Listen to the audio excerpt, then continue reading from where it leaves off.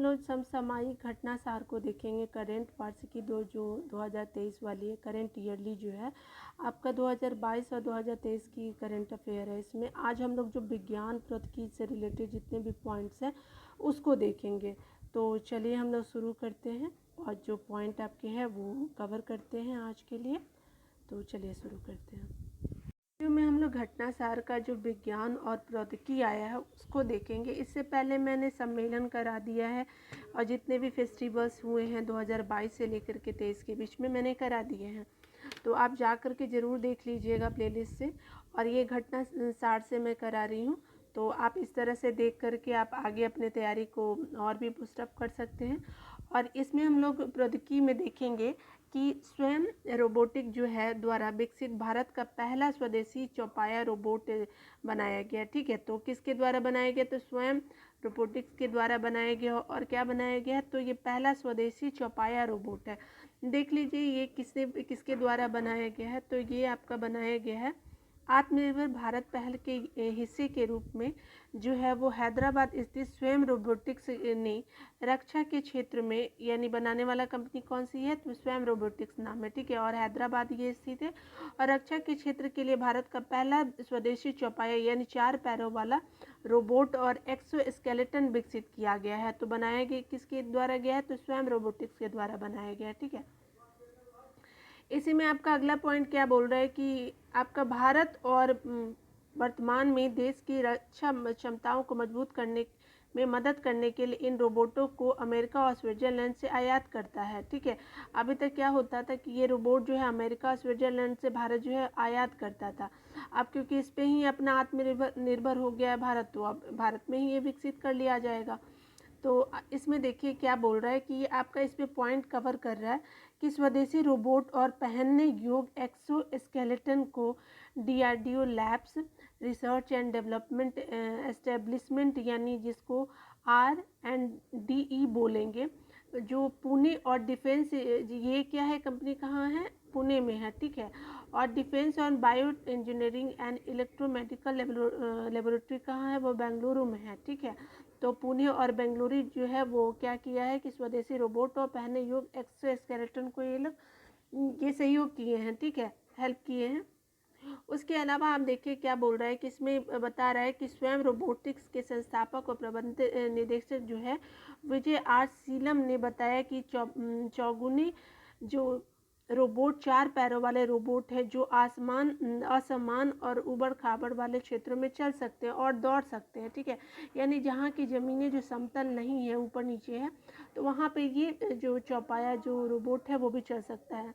अगला क्या बोल रहा है कि उदाहरण के लिए लेह में जहाँ सैनिकों को प्रतिकूल परिस्थिति में नेविगेट करना पड़ता है, इन रोबोट का उपयोग किया जा सकता है। क्योंकि रोबोट है तो इंसानों जैसी सारी चीज़ें नुकसानदायक इसको नहीं हो पाएगी, और जितने भी ह्यूमन कैजुअलिटी होते हैं तो उससे क्या होता है, ह्यूमन को बचाया जा सकता है और उसकी जगह रोबोट को भेज करके काम किया जा सकता है। ठीक है, और ये आपका जम्मू कश्मीर का हिस्सा हो गया, लद्दाख हो गया, इसमें बहुत ही ये कारगर साबित होगा। उसी तरह से अगला क्या बोल रहा है कि ये रोबोट आतंकवादी गतिविधियों और अन्य असुरक्षित स्थानों की पहचान करने और देश के किसी भी हिस्से से निगरानी किए जा सकने वाले दृश्यों को कैप्चर करने में भी सक्षम बनाएगा। ठीक है, देखिए अगला क्या बोल रहा है कि ये रोबोट 25 किलो पेलोड ले जा सकता है। कितना ले जा सकता है? तो 25 किलो वजन का ले जा सकता है। और ये क्या है कि आपको और सैनिकों के साथ चल सकते हैं, और इन रोबोटों का उपयोग परमाणु संयंत्रों और अन्य उद्योगों में भी किया जा सकता है। तो कितनी अच्छी बात है। अगला देखिएगा, इसी में पॉइंट बोला है कि पहनने योग्य जो एक्सोस्केलेटन के बारे में बात करते हुए उन्होंने कहा कि कई बार सैनिकों को 25 किलो पेलोड ले जाना पड़ता है और 20 किलोमीटर तक चलने की आवश्यकता होती है। यानी आपको वजन तो 25 किलो है और आपको चलना कितना है? 20 किलोमीटर तक चलना है। तो ये क्या करता है कि असर कर जाता है हेल्थ पे, और ये सक्रिय एक्सोस्केलेटन जो है अब सैनिकों द्वारा पहने जाते हैं तो बिना अधिक प्रयास के इतना वजन उठाना सरल हो जाता है। ठीक है, तो अगला देखिए इसमें क्या बोल रहा है कि ये तो आपका हो गया रोबोटिक्स के बारे में। अगला क्या है कि भारत की पहले हाइड्रोजन ट्रेन बनाई गई है, तो इसके संदर्भ में बातें की जा रही है। केंद्रीय रेल मंत्री जो हैं अश्विनी वैष्णव ने हाल ही में प्रथम देश की पहले स्थानीय रूप से डिजाइन निर्मित हाइड्रोजन ट्रेन 2023 के अंत तक चलाने की घोषणा की है, ठीक है, यानी 2023 के अंत तक चलाने की बात कही गई है। और ये क्या है, हाइड्रोजन हाइड्रोजन ट्रेन है, ठीक है। सॉरी। उसी तरह से अगला आपका पॉइंट क्या बोल रहा है कि आपका इसमें बोल रहा है कि इस हाइड्रोजन के चलने वाली ट्रेनों को वंदे मेट्रो के नाम से जाना जाएगा। और इसको क्या नाम से जानते हैं, तो इसको वंदे मेट्रो के नाम से जाना जाएगा। और ये कहाँ से कहाँ के बीच में चलेगी, तो आप देख लीजिए, कालका और शिमला हेरिटेज सर्किट पर दिसंबर 2023 तक चलेगी और कालांतर में इसे अन्य स्थानों पर भी विस्तारित की जाएगी। यानी अभी जो है वो पहले हाइड्रोजन ट्रेन जो है कालका से लेकर के शिमला तक हेरिटेज सर्किट तक चलेगी और उसके बाद इसको बढ़ा दिया जाएगा।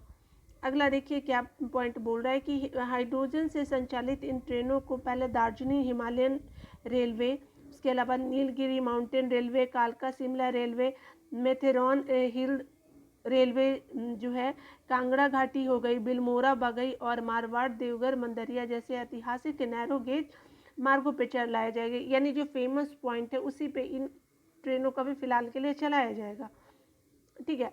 और फिर ट्रायल जब पूरा हो जाएगा तो आगे के लिए भी विस्तारित कर दिया जाएगा। अगला बोल रहा है कि हाइड्रोजन ट्रेनों पारंपरिक डीजल इंजनों की जगह हाइड्रोजन ईंधन सेल्स का उपयोग करती हैं, ठीक है।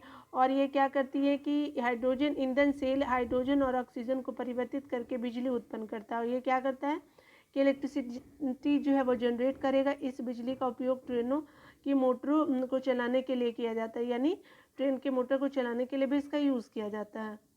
अगला क्या बोल रहा है कि डीजल ट्रेनों की तुलना में हाइड्रोजन ट्रेनें अधिक पर्यावरण के अनुकूल है, ठीक है। यानी कहने का मतलब कि डीजल ट्रेनों की तुलना में हाइड्रोजन ट्रेनें जो है बहुत ही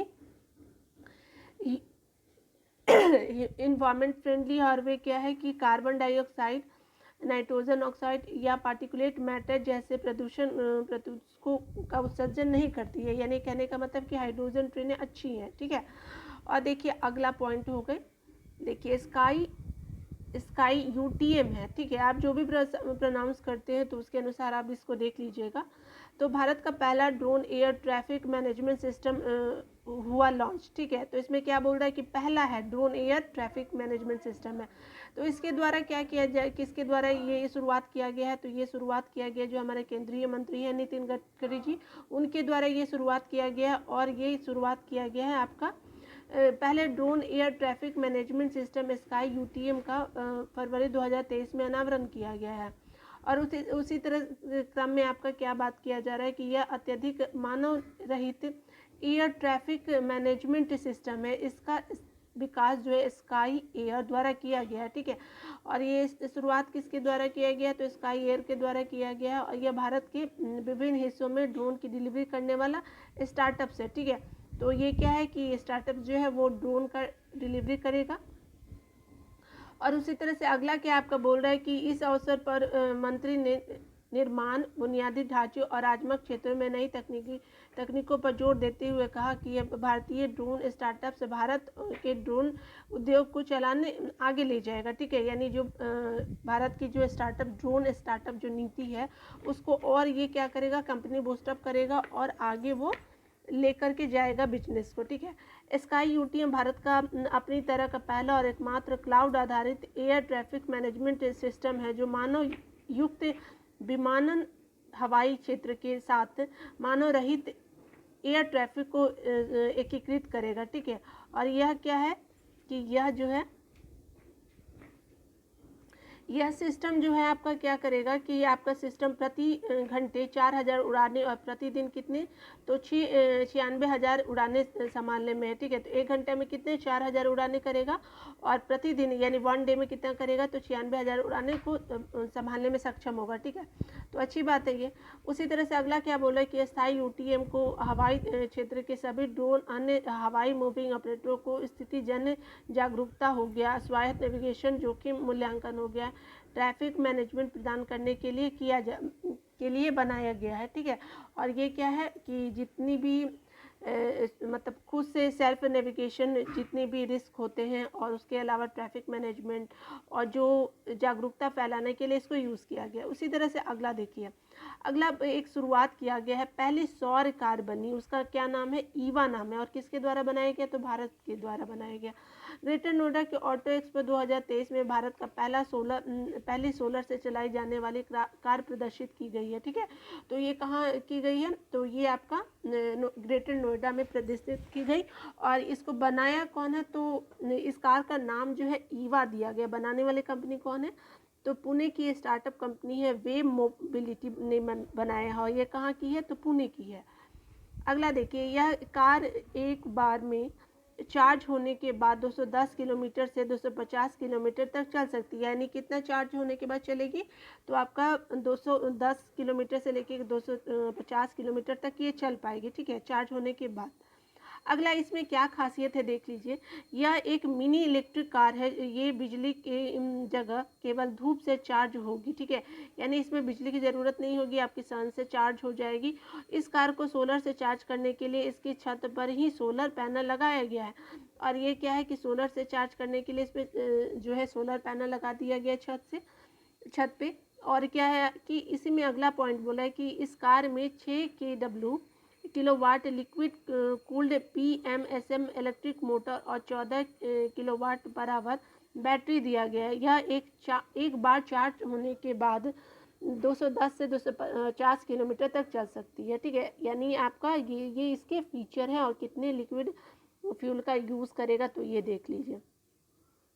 अगला आपका क्या बोला है कि दुनिया का पहला जो सैटेलाइट आधारित 2 वे सक्षम मैसेजिंग समाधान जो शुरुआत किया गया सैटेलाइट आधारित है। ठीक है, तो इसमें देखिए क्या पॉइंट बोल रहा है कि क्वालकॉम टेक्नोलॉजी इंक ने दुनिया का पहला स्नैपड्रैगन सैटेलाइट लॉन्च किया है। ठीक है, तो क्या किया गया है, तो पहला स्नैपड्रैगन सैटेलाइट लॉन्च किया गया किसके द्वारा, तो क्वालकॉम टेक्नोलॉजी इंक ने किया है। ठीक है, और इसमें क्या होगा, तो इसमें स्मार्टफोन के लिए दुनिया का पहला सैटेलाइट आधारित है 2 वे सक्षम मैसेजिंग समाधान है। ठीक है, और ये क्या है, दुनिया का पहला है, तो बहुत इंपॉर्टेंट है। अगला देखिए, इसमें क्या बोल रहा है कि व्हाट्सएप जैसे 2 वे मैसेज के दोनों प्रतिभागी एक साथ संदेश भेज सकते हैं या प्राप्त कर सकते हैं। तो व्हाट्सएप में जैसे हम किसी को भेजते हैं और कोई हमें भेजता है मैसेज, तो उसकी तरह ये बिल्कुल काम करेगा। देखिए इसमें क्या बोला है कि Snapdragon satellite 5G modem RF system द्वारा संचालित है। ठीक है, ये क्या है कि RF सिस्टम द्वारा संचालित है। इसे CES 2023 में लॉन्च किया गया। और इसको कब लॉन्च किया गया, तो इसको लॉन्च किया गया है 2023 में इसको लॉन्च किया गया है। ठीक है, और 5G नॉन टेरेस्ट्रियल नेटवर्क को सपोर्ट कर सकता है। ठीक है, और ये 5G नॉन टेरेस्ट्रियल जो नेटवर्क है 5G नेटवर्क को ये सपोर्ट भी कर सकता है। अच्छी बात है ये कि 5G को भी ये सपोर्ट कर पाएगा। इसी तरह से 2 वे मैसेजिंग सिस्टम इरिडियम उपग्रह समूह द्वारा समर्थित है। ठीक है, यानी 2 वे मैसेजिंग सिस्टम जो है वो इरिडियम उपग्रह है, उसके द्वारा ये जो हेल्प मिलेगा इसको। ठीक है, अगला देखिएगा पॉइंट क्या बोला, IIT रुड़की की शोध टीम ने नए जीवाणुरोधी अणु की खोज की है। तो देखिए क्या नाम है उसका नाम जो है वो IIT R00693 नाम दिया गया। और किसके द्वारा खोज किया गया जीवाणुरोधी छोटी अणु का, तो IIT रुड़की है। ठीक है, और ये क्या करेगा कि जो दवा प्रतिरोधी संक्रमणों से लड़ने में मदद करेगा। ठीक है, यानी जो दवा प्रतिरोधी संक्रमण से लड़ने में ये मदद करेगा। और इसमें क्या खासियत है देखिए कि इसमें बोल रहा है कि अणु IITR 0063 की खोज एक कठिन स्क्रीनिंग प्रक्रिया द्वारा की गई है। इसमें ग्राम पॉजिटिव और ग्राम निगेटिव बैक्टीरिया की एक विस्तृत श्रृंखला के विरुद्ध शक्तिशाली जीवाणुरोधी गतिविधि दिखी है। ठीक है, तो ग्राम पॉजिटिव और ग्राम निगेटिव बैक्टीरिया जो है कि एक विस्तृत श्रृंखला के विरुद्ध शक्तिशाली जीवाणुरोधी गतिविधि दिखी है। ठीक है, और इसी में क्या बोल रहा है कि जो आपका IIT R00693 एक दोधारी तलवार की तरह काम करता है। ठीक है, यानी दो धारी जो तलवार है उसकी तरह काम करेगा। कोई यह न केवल सबसे जिद्दी बैक्टीरिया को मारता है बल्कि प्रतिरोध के उद्भव को भी रोकता है ये। ठीक है, यानी जितने भी आपका बैक्टीरिया उसको मार देगा, और ये क्या है कि पीढ़ियों की प्रभावशालिता सुनिश्चित करेगा, और जितने भी आने वाली जो पीढ़ियाँ वो भी प्रभावशाली रूप से रह सकती हैं। ठीक है, ये देखिए क्या है कि आईआईटी रुड़की में बायो साइंस और बायो इंजीनियरिंग विभाग की जो प्रोफेसर अंजना पठानिया ने कहा कि हमने एक छोटे अणु की खोज की है जो वर्तमान में उपयोग हो रहा है और एंटीबायोटिक को सशक्त बनाता है। और ये क्या है कि सबसे अच्छी बात है कि ये एंटीबायोटिक को और भी पावर देगा। ठीक है, तो अच्छी चीज़ है ये हमारे साइंस के लिए। और अगला क्या बोला कि देश की पहले इलेक्ट्रिक फार्मूला रेसिंग कार के बारे में बात की जा रही है। तो आपका जो है वो देख लीजिए, इसमें क्या बोला कि भारतीय प्रौद्योगिकी संस्थान मद्रास के छात्रों ने 28 नवंबर 2022 को देश की पहले electric formula racing car launch की है। तो कहाँ के द्वारा लॉन्च किया गया है? तो electric formula racing car IIT Madras के द्वारा लॉन्च किया गया है, वहाँ के स्टूडेंट ने इसको लॉन्च किया है। ठीक है, कार RF23 को अब पूरी तरह से छात्रों के समूह टीम रफ्तार ने बनाया है। ठीक है, यानी टीम रफ्तार है जो बहुत सारे स्टूडेंट एक ग्रुप में आकर के एक टीम रफ्तार नाम दिया गया है। और इसी तरह से क्या है कि जिसकी डिजाइन, निर्माण और परीक्षण में लगभग 1 वर्ष का समय लगा है। ठीक है, और कितने वर्ष का समय लगा है? तो डिज़ाइन करने में, बनाने में और टेस्टिंग के लिए भी 1 साल का समय लग गया। उसी तरह से अगला क्या बोल रहा है कि प्रदर्शन को लेकर छात्रों का अनुमान है कि इसकी स्पीड चक्कर पूरा करने में पुराने ईंधन वाले इंजन के मॉडल के मुकाबले वृद्धि देखी जा सकती है। यानी पुराने जो मॉडल है उसके अनुसार ये ज़्यादा वृद्धि इसमें देखी जा सकती है। ठीक है, तो इसमें क्या है कि ये ज़्यादा इंजन, इलेक्ट्रिक इंजन से इसे ज़्यादा ताकत मिलती है, और इलेक्ट्रिक इंजन जो है उसको ज़्यादा पावर देता है। आगे देखिए, इसमें अगला क्या बोल रहा है, आपका पॉइंट है कि टीम रफ्तार जो है वो विभिन्न पाठ्यक्रमों के 45 छात्र शामिल है। ठीक है, 45 छात्र शामिल है, और यह IIT मद्रास के सेंटर फॉर इनोवेशन की प्रतिस्पर्धी टीम है। ठीक है, यानी IIT मद्रास के जो क्या है वो टीम ने ये काम किया है। उसी तरह से क्या बोला गया, अपनी इस कार के साथ टीम भारत को अंतर्राष्ट्रीय स्तर पर प्रदर्शित करना चाहती है और इंटरनेशनल लेवल पे भी लेके जाना चाहती है। और इस कार को बनाने वाली टीम इसको दुनिया के प्रसिद्ध यानी कार्यक्रम यानी फार्मूला स्टूडेंट जर्मनी में अगस्त 2023 में जो होने वाला है उसमें भी इसको ले जाना चाहती है। कहाँ पे? तो फार्मूला स्टूडेंट जर्मनी में। और ये दुनिया भर की सर्वश्रेष्ठ टीमें हिस्सा लेती है, यानी वर्ल्ड की जो टॉप लेवल की जो टीमें होती हैं वो इसमें हिस्सा लेती हैं। कहाँ पे? फार्मूला स्टूडेंट जो जर्मनी में होता है। ठीक है, उसी तरह से अगला देखिएगा, अगला क्या पॉइंट एक बोल रहा है कि IIT जोधपुर ने खोजा शुद्ध हाइड्रोजन बनाने की तकनीक।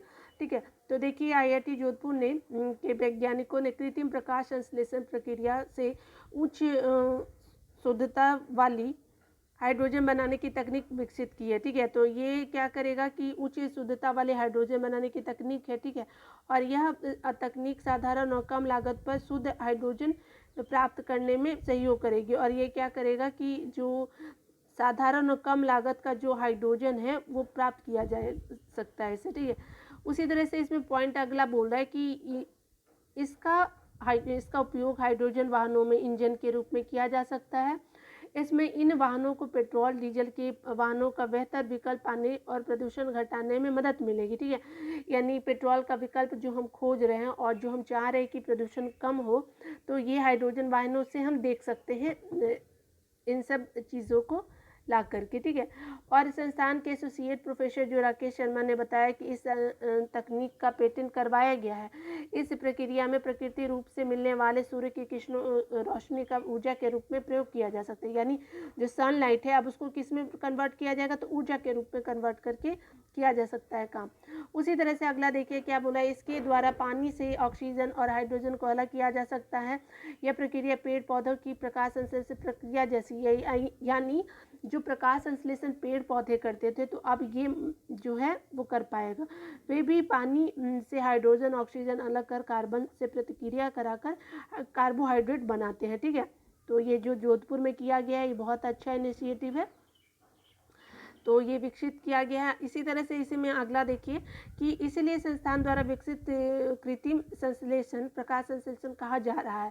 इस प्रक्रिया में रिसाइकिल किए जाने वाला कैटलिस्ट उपयोग होते हैं और इसलिए भी इसका खर्च कम है, ठीक है। यानी रिसाइकिल किए जाने वाले जो कैटलिस्ट है उसका उपयोग करके बनाया गया है, ठीक है, और इसलिए इसका रेट जो है वो खर्च भी कम आया है।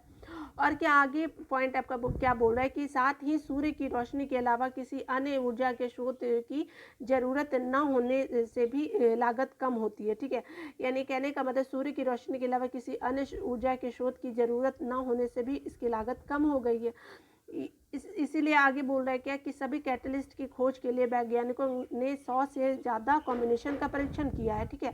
यानी 100 से ज़्यादा पहले तो उन्होंने परीक्षण किया और फिर उसके बाद ये लाया गया है। उसी तरह से देखिए अगला क्या बोल रहा है कि वैज्ञानिकों का लक्ष्य इस प्रक्रिया से हाइड्रोजन का बड़े स्तर पर उत्पादन किया जा सकता है और जिसको क्या कर सकते हैं कि ऑटोमोबाइल हो गया, ऊर्जा और उद्योग आदि क्षेत्रों में उपलब्ध कराया जा सकता है। तो बहुत ही अच्छा इनिशिएटिव है हमारे साइंस के क्षेत्र में। देखिए अगला पॉइंट आपका क्या बोला, Sindhuja 1 ocean wave energy converter है, ठीक है। महासागर तरंग ऊर्जा परिवर्तक इसको बोला जा रहा है और किसने बनाया है, तो IIT मद्रास के द्वारा बनाया गया है और शोधकर्ताओं ने एक ओशन वेव एनर्जी कन्वर्टर विकसित किया जो समुद्री तरंगों से बिजली उत्पन्न करेगा। तो कितनी अच्छी बात है कि जितनी भी तरंगे हैं समुद्र की उससे बिजली इलेक्ट्रिसिटी जनरेट किया जा सके, जो कोयला का हम लोग यूज़ करते हैं उससे बच सकते हैं। इस उपकरण का परीक्षण जो है वो नवंबर 2022 के दूसरे सप्ताह के दौरान सफलतापूर्वक किया गया है। तो आपका क्या है कि सफलतापूर्वक किया गया है। इस उत्पाद को सिंधुजा फर्स्ट नाम दिया गया है जिसका अर्थ होता है समुद्र से उत्पन्न, ठीक है, समुद्र से उत्पन्न होता है। अगला देखिए इसमें क्या है कि इस सिस्टम में फ्लोटिंग बॉय प्लवन प्लायमान प्लवक जिसको फ्लोटिंग बॉय बोल रहे हैं, एक स्पर यानी और एक इलेक्ट्रिक मॉड्यूल है जिसे जैसे ही लहर ऊपर और नीचे चलती है प्लवक ऊपर और नीचे चलने लगता है। यानी जो प्लवक है वो जैसे लहर जो है समुद्र की जो लहरें हैं वो क्या ऊपर नीचे होंगी तो प्लवक भी जो है वो ऊपर नीचे होने लगेगा, ठीक है। और ये देखिए अगला क्या बोल रहा है कि वर्तमान जो आपका डिजाइन है में गुब्बारे जैसी प्रणाली जिसे बोया या प्लवक कहा जाता है में एक केंद्रीय छेद होता है जो एक छड़ी लंबी छड़ी जैसे मस्तूल कहा जाता है से गुजरने की अनुमति होती है, ठीक है। तो ये सब पैटर्न है इसके। मस्तूल क्या है, समुद्र तल यानी जिसको सीबेड से जोड़ता है। मस्तूल क्या करेगा कि सीबेड से जोड़ेगा और साथ ही गुजरने वाली तरंगों से इसे प्रभावित नहीं करती है। जबकि प्लवक ऊपर या नीचे आता जाता है तो उसके बीच सापेक्ष गति उत्पन्न हो जाती है। यह गति विद्युत उत्पन्न करने के लिए विद्युत जनरेटर को घूर्णन प्रदान करता है। तो इस सारे फंक्शन है जो आपका इस तरह से ये काम करेगा। और तमिलनाडु के तूतीकुरिन तट से 6 किलोमीटर दूर 20 किलोमीटर की गहराई तक स्थान पर तैनात किया गया है। यह उपकरण पहले 3 वर्षों में समुद्र की लहरों से 1 मेगावाट बिजली पैदा करने में लक्ष्य रखा गया है। यानी आपका 3 वर्षों में 1 मेगावाट बिजली जो है जनरेट किया जा पाएगा। देखिए इसी में संदर्भ में अगला बोल रहा है कि इस परियोजना की सफलता से संयुक्त राष्ट्र महासागर दशक और सतत विकास लक्ष्यों जैसे कई उद्देश्यों को पूरा करने में मदद मिलेगी। तो जो हमारा SDG गोल जो है 17 जो 2030 तक पूरा करना है उसमें भी मदद मिलेगा। और भारत के लक्ष्यों में गहरे जल मिशन स्वच्छ ऊर्जा और नीली अर्थव्यवस्था प्राप्त करना शामिल है, ठीक है। अगला देखिए क्या बोल रहा है कि यह भारत को नवीकरणीय ऊर्जा के माध्यम से 2030 तक जो 500 गीगावाट बिजली पैदा करने के जलवायु परिवर्तन संबंधी लक्ष्यों को पूरा करने में मदद करेगा। तो 2030 तक कितना जनरेट करना नवीकरणीय ऊर्जा, तो 500 गीगावाट, ठीक है। और अगला देखिए कि क्या बोल रहा है कि IIT मद्रास के जो प्रोफेसर है अब्दुल समद इस मिशन को नेतृत्व कर रहे हैं और इसमें क्या है आधुनिक जो है wave energy and fluids engineering laboratory की स्थापना की है, ठीक है। और अगला देखिए कि जो हमारे समुद्र की जो तट रेखा है वो 7500 किलोमीटर है और जो 54 गीगावाट बिजली का उत्पादन करने में सक्षम है, ठीक है। और अगला क्या है कि जो देश की ऊर्जा जो आवश्यकता है वो पर्याप्त मात्रा में पूरा कर सकता है। और अगला क्या है कि जो समुद्री जल ज्वारीय तरंग और महासागरीय तापीय ऊर्जा को संग्रहित करता है और इनमें से भारत में 40 गीगावाट तरंग ऊर्जा को का दोहन करता है, ठीक है। जो हमारा तरंग जो ऊर्जा है उससे जनरेट होते हैं 40 गीगावाट।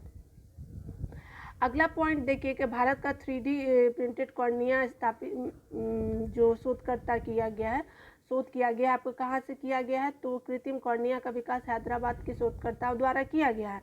और LB प्रसाद आई इंस्टीट्यूट हैदराबाद जो है वो क्या किए हैं कि Indian institute of technology Hyderabad, centre for cellular molecular biology Hyderabad के शोधकर्ताओं द्वारा मानव दाता कॉर्निया ऊतक से 3D मुद्रित कॉर्निया को विकसित किया गया है, ठीक है। तो आपका ये याद रखिएगा। अगला क्या बोल रहा है कि आपका परीक्षण जो अगस्त 2022 में खरगोश पे किया गया और आँख में इसका एक खरगोश की आँख में इसका प्रत्यारोपण किया गया, यानी टेस्टिंग किस पे किया गया है, तो आपका खरगोश पे किया गया। और 3D प्रिंटेड कॉर्निया का मानव आँख से प्राप्त डिसेल्यूलाइज्ड कॉर्नियल टिश्यू मैट्रिक्स और स्टेम सेल निवारण बायोमेट्रिक्स हाइड्रोजेल से विकसित किया गया है, ठीक है। और ये इसको किससे किया गया है, तो डिसेल्यूलराइज्ड कॉर्निकल टिश्यू मैट्रिक्स और स्टेम सेल निकाल करके बायोमेट्रिक हाइड्रोजेल से विकसित किया गया है। किसको, तो 3D प्रिंटेड कॉर्निया को, ठीक है। अगला देखिए, इसमें एक अगला इनिशिएटिव है रोशनी। तो रोशनी को किसने बनाया है, तो रोशनी को बनाया गया है चेन्नई स्थित राष्ट्रीय महासागर प्रौद्योगिकी संस्थान NIOT द्वारा लालटेन विकसित किया गया। और ये क्या है कि ये खारे पानी से जलने वाली लालटेन है जिसका नाम रोशनी दिया गया है। तो आपसे पूछ सकते हैं कि रोशनी क्या है और किसके द्वारा बनाया गया, तो चेन्नई स्थित जो महासागर है उसके द्वारा बनाया गया है। और इसमें क्या है कि इसमें LED लैंप से विद्युत आपूर्ति के लिए विशेष प्रकार के डिजाइन इलेक्ट्रोड से इलेक्ट्रोलाइट्स के रूप में समुद्र के खारे जल का उपयोग किया गया, यानी जो खारे जल है समुद्र का उसका उपयोग किया गया है LED लैंप में विद्युत आपूर्ति के लिए, ठीक है। अगला पॉइंट आपका क्या बोला है कि इस प्रौद्योगिकी का उपयोग जो है देश के भीतरी क्षेत्रों में भी किया जा सकता है, और क्योंकि इस लालटेन में खारे पानी अथवा नमक मिश्रित सामान्य पानी का उपयोग किया जा सकता है, ठीक है। यानी खारे पानी भी कर सकते हैं और नमक मिश्रित सामान्य पानी का भी उपयोग कर सकते हैं, यूज़ कर सकते हैं। यह बोल रहा है कि यह तकनीक लागत प्रभावी संचालन में व्यवहार्य है और इसमें देश भर में LED बल्ब वितरण के लिए 2015 से जो उजाला योजना चल रही है, तो याद रखिएगा उजाला योजना कब से, तो 2015 से। तो उजाला योजना जो बढ़ावा मिलेगा उजाला योजना को भी, ठीक है। अगला देखिएगा, दुनिया की पहली उड़ने वाली बाइक बनाई गई है। तो किस देश ने बनाया, तो जापान ने बनाया है, दुनिया की पहली उड़ने वाली बाइक विकसित की है। और ये कब बनाया, तो सितंबर 2022 में बनाया गया को अमेरिका में एक ऑटो शो के दौरान इसने उड़ान भरी, ठीक है। यानी उड़ने वाली बाइक है ये। इसमें क्या है बोल रहा है कि इसे बनाने वाली जापान कंपनी जो है एयरविंस के अनुसार ये 40 मिनट तक 62 मील प्रति घंटे की रफ्तार से उड़ने में सक्षम है। यानी 40 मिनट तक ये उड़ सकता है और कितने मील, तो 62 मील, ठीक है, 1 घंटे में, ठीक है। उसी तरह से अगला क्या बोला, पेट्रोल ईंधन वाली इस बाइक का नाम जो है टूरिज्मो होवर बाइक रखा गया है। क्या नाम रखा गया है, टूरिज्मो होवर बाइक का नाम रखा गया है। और इसको इसकी कीमत कितनी है, तो $777,000 है, ठीक है, यानी 6 करोड़ रुपए है, ठीक है। तो अभी नया नया विकसित हुआ है तो इसलिए रेट भी बहुत ज़्यादा है।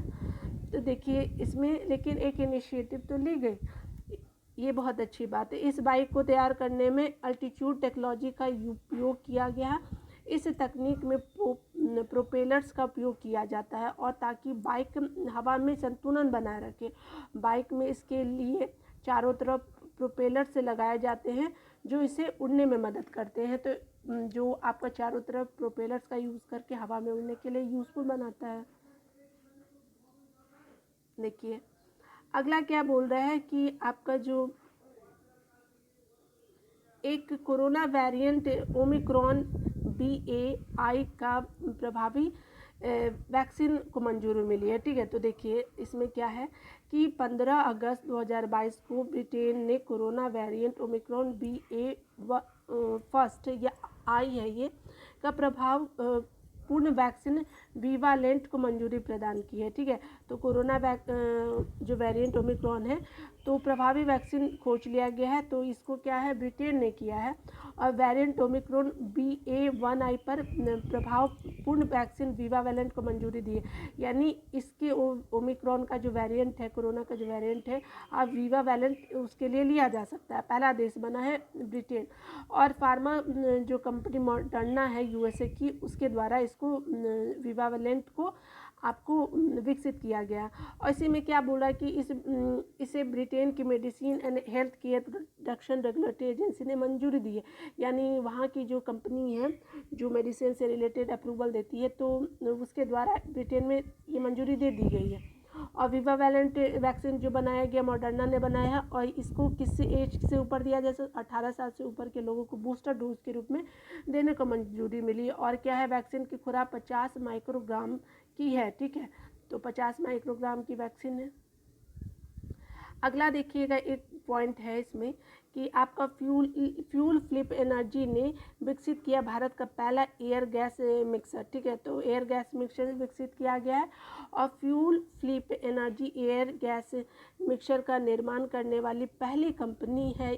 ठीक है, यह एक ऐसा उत्पाद है जो वर्षों से अधिक समय से दोहरे ईंधन प्रणाली के उपयोग और समापन के साथ पूर्ण अनुसंधान और विकास के बाद इसको लाया गया है। तो ठीक है, ये गैस मिक्सर का निर्माण करेगी। ठीक है, और इसी में देखिए लास्ट पॉइंट है इसमें बोल रहा है क्या कि आपका कंपनी ने डीजल जनरेटर के लिए दोहरे ईंधन रूपांतरण प्रणाली को सक्षम करने के लिए इंटरनेट ऑफ थिंग्स विकसित किया है। और फ्यूल फ्लिप का उद्देश्य क्या है कि स्वच्छ हवा प्रदान करने और डीजल जनरेटर के उपयोग के कठोर पर्यावरण प्रभावों को कम करेगा। ठीक है, तो ये इसका यूज़ करके कर सकता है। देखिए अगला क्या है कि भारत का पहला अपनी तरह का ब्रेन हेल्थ क्लिनिक बनाया गया। और स्वास्थ्य मंत्री जो है कर्नाटक के सुधाकर ने भारत में अपनी तरह के पहले ब्रेन हेल्थ क्लिनिक का उद्घाटन कहाँ किया है, तो बेंगलुरु में किया है। और ये क्या है कि कर्नाटक ब्रेन हेल्थ इनिशिएटिव के तहत NIMHANS national institute for mental and health and neuro sciences के सहयोग से इसको बनाया गया। राज्य के स्वास्थ्य विभाग द्वारा स्थापित किया गया है। तो याद रखिएगा कि कर्नाटक में स्थापित किया गया है। और आपका जो है वो कर्नाटक का एक योजना है जो NIMHANS के सहयोग से राज्य के स्वास्थ्य विभाग द्वारा स्थापित किया जा रहा है। उसी तरह से देखिए इसमें क्या यूज़ होगा, तो ब्रेन हेल्थ क्लिनिक सामान्य न्यूरोलॉजिकल विकारों वाले रोगियों का निदान करेगा, उपचार करेगा, संदर्भ और अनुवर्ती क्रियाओं का जो क्रिया होती है करने का, तथा परामर्श, फिजियोथेरेपी, पुनर्वास और विकलांगता लाभों सहित बहुविषयक देखभाल सुनिश्चित करने के लिए नोडल केंद्रों के रूप में कार्य करेंगे। ठीक है, तो ये जो है वो आपका विज्ञान और प्रौद्योगिकी जो है आज मैंने कंप्लीट करा दिया है। और अब बच गया है आपका अंतरिक्ष प्रौद्योगिकी, तो अगले वीडियो में उसको कवर कर दिया जाएगा। तो धन्यवाद।